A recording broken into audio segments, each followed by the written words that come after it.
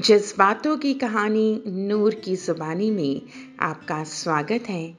आज हम आपको सुनाने जा रहे हैं भीष्म साहनी की कहानी चीफ की दावत। श्यामनाथ और उनकी पत्नी को पसीना पोंछने की भी फुर्सत न थी। पत्नी ड्रेसिंग गाउन पहने हुए, उलझे हुए बालों का जूड़ा बनाए हुए और श्यामनाथ सिगरेट पर सिगरेट फूंकते हुए चीज़ों को एक कमरे से दूसरे कमरे में लेकर जा रहे थे। आखिर 5 बजते बजते तैयारी पूरी हो गई। कुर्सियां, मेज, तिपाइयां, नैपकिन, फूल सब बरामदे में पहुंचा दिए गए और ड्रिंक का सामान बैठक में रख दिया गया। अब घर का फालतू सामान अलमारियों के पीछे और पलंगों के नीचे छिपाया जाने लगा कि तभी श्यामनाथ के सामने एक अड़चन खड़ी हो गई। मां का क्या होगा? इस बात की ओर ना तो उनका ध्यान गया था और ना ही उनकी धर्मपत्नी का। सो मिस्टर श्यामनाथ श्रीमती की ओर घूमकर अंग्रेजी में बोले, मां का क्या होगा? श्रीमती काम करते करते रुक गई और थोड़ी देर बाद सोचने के बाद बोली, इन्हें पिछवाड़े इनकी सहेली के घर भेज दो। रात भर बेशक वहीं रहे, कल आ जाए। श्यामनाथ सिगरेट मुंह में रखे सिकुड़ी हुई आंखों से श्रीमती के चेहरे की ओर देखते हुए सोचने लगे। फिर सिर हिलाकर बोली, नहीं, मैं नहीं चाहता कि उस बुढ़िया का आना जाना यहां फिर से शुरू हो जाए। पहले तो बड़ी मुश्किल से बंद किया था। मां से कहे कि जल्दी ही खाना खाने के बाद शाम को अपनी कोठरी में चली जाए।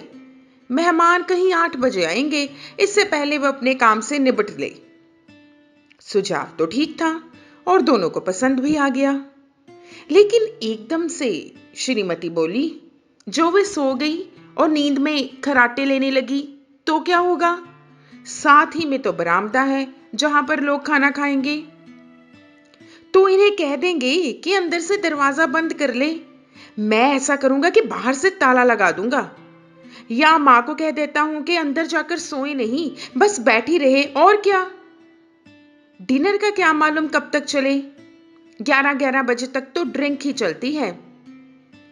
श्यामनाथ कुछ खींच सा उठे थे।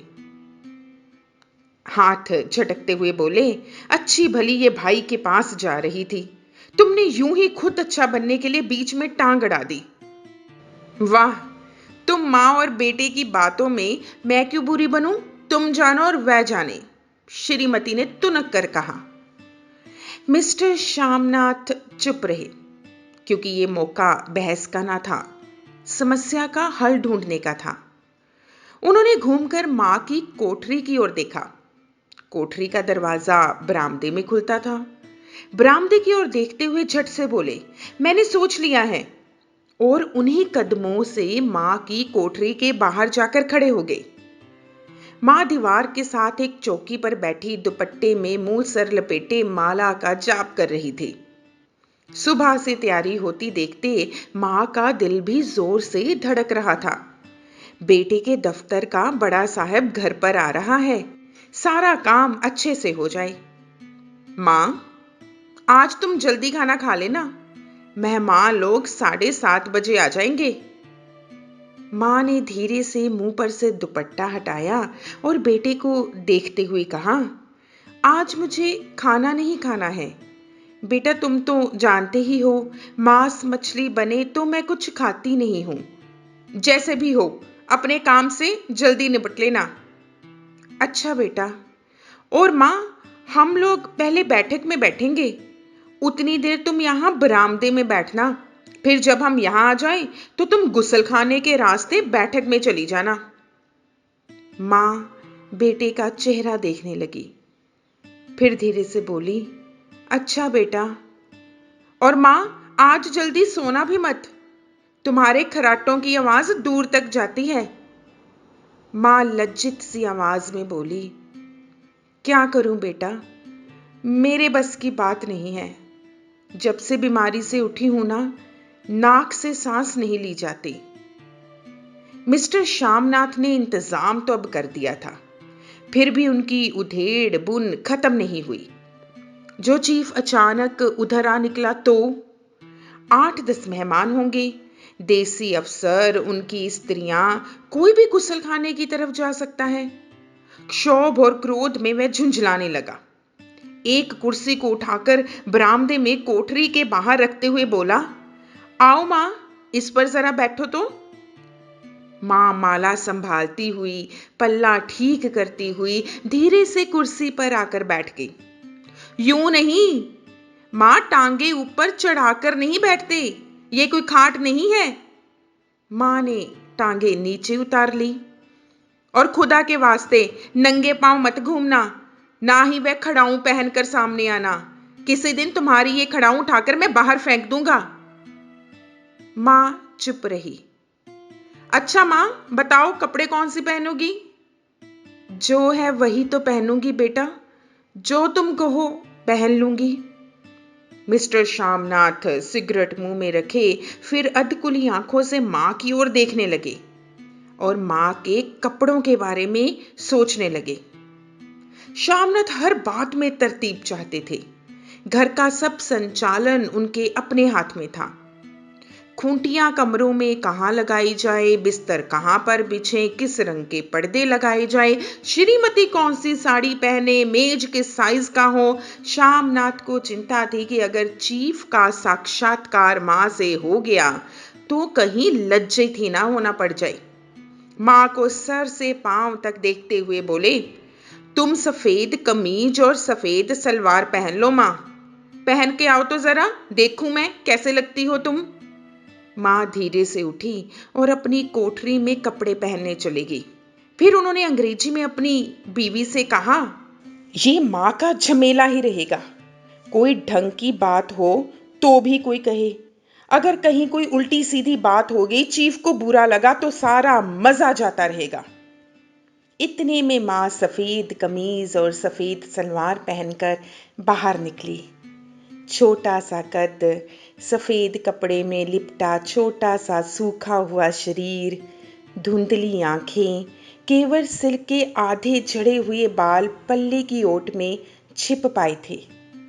पहले से कुछ कम ही कुरूप नजर आ रही थी। चलो ठीक है, कोई चूड़ियां वूड़ियां हो तो वो भी पहन लो, कोई हर्ज नहीं है। चूड़ियां कहां से लाऊं बेटा? तुम तो जानते ही हो, सब जेवर तो तुम्हारी पढ़ाई में बिक गए थे। ये वाक्य श्यामनाथ को तीर की तरह लगा। तिनक कर बोला, ये कौन सा राग छेड़ दिया मां? सीधा कह दो नहीं है जेवर। बस, इससे पढ़ाई वढ़ाई का क्या ताल्लुक है? जो जेवर बिका तो कुछ बनकर ही आया हूं, नीरा लंडूरा तो नहीं लौट आया। जितना दिया था उससे दुगना लेकर आया हूं। मेरी जीभ जल जाए बेटा, तुमसे जेवर लूंगी? मेरे मुंह से यूं ही निकल गया, जो होते तो लाख बार पहनती। 5:30 बज चुके थे। अभी मिस्टर श्यामनाथ को खुद भी नहा धोकर तैयार होना था। श्रीमती कब की अपने कमरे में जा चुकी थी। श्यामनाथ जाते हुए एक बार फिर मां को हदायत देकर गई, मां, रोज की तरह गुमसुम बन के नहीं बैठे रहना। अगर साहब इधर आ निकले और कोई बात पूछे तो ठीक तरह से बात का जवाब देना। मैं ना पढ़ी लिखी बेटा, मैं क्या बात करूंगी? तुम कह देना कि मां अनपढ़ है, कुछ नहीं जानती समझती, तो साहब नहीं पूछेंगे। 7 बजते बजते मां का दिल जोर से धक धक करने लगा। अगर चीफ सामने आ गया और उसने कुछ पूछा तो वह क्या जवाब देगी? अंग्रेज को तो दूर से ही देखकर घबरा उठती थी। ये तो अमरीकी है, ना मालूम क्या पूछे, मैं क्या कहूंगी? मां का जी चाहा कि चुपचाप पिछवाड़े विधवा सहेली के घर में चली जाए, मगर बेटे के हुक्म को कैसे टाल सकती थी। चुपचाप कुर्सी पर से टांगे लटकाए वहीं बैठी रही। एक कामयाब पार्टी वह है जिसमें ड्रिंक कामयाबी से चल जाए। श्यामनाथ की पार्टी सफलता के शिखर चूमने लगी। वार्तालाप उसी रो में बह रहा था जिस रो में गिलास भरे जा रहे थे।